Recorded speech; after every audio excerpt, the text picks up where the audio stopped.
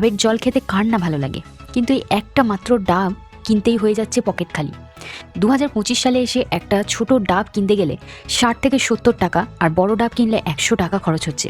মজার তথ্য হলো, মাত্র 5 বছর আগেও মানে 2020 সালে একটি ডাব কিনতে খরচ পড়তো 20 থেকে 30 টাকা। এখন প্রশ্ন হলো, কেন এত দাম বাড়লো ডাবের জলের? ডাবের চাহিদা ও যোগানের মধ্যেকার বিশাল পার্থক্য।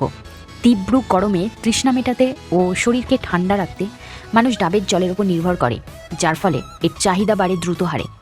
এছাড়াও আগেকার যুগের থেকে এখন ডাবের ফলন অনেকটাই কমে গেছে, হোক সেটা আবহাওয়াগত কারণে বা মনুষ্যসৃষ্ট কারণে। মনুষ্যসৃষ্ট কারণ বলতে গেলে বলতেই হয়, গ্রামীণ এলাকায় রাস্তা, বাড়িঘর বা নানা রকম কারখানা তৈরি করতে গিয়ে বহু নারকেল গাছ কাটা পড়েছে। এছাড়াও আগেকার যুগের মানুষ ছিলেন স্বাস্থ্য সচেতন, তারা প্রতিটি বাড়িতেই একটি বা দুটি করে নারকেল গাছ লাগিয়ে রাখতেন পরিবেশকে ঠান্ডা রাখার জন্য। ফলে ব্যবসায়ীরা গৃহস্থ বাড়ি থেকে কম দামে নারকেল কিনে বাজারেও কম দামে বিক্রি করতে পারতেন। কিন্তু এখনকার মানুষ নারকেল গাছের শীতলতা থেকে এসির শীতলতাকেই বেশি আরামদায়ক বলে মনে করে, তাই কাটা পড়লো একের পর এক গাছ, কমলো ফলন।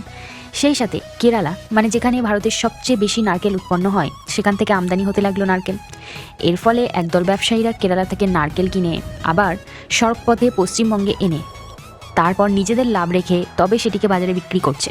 ফলস্বরূপ একই নারকেল প্রায় 3 গুণ দামে কিনে খেতে হচ্ছে। তবে বন্ধুরা, এর জন্য হতাশ হওয়ার কিছু নেই, কারণ নিজের পায়ে কুড়ুলটা কে মেরেছে কমেন্টে কিন্তু অবশ্যই জানাবেন।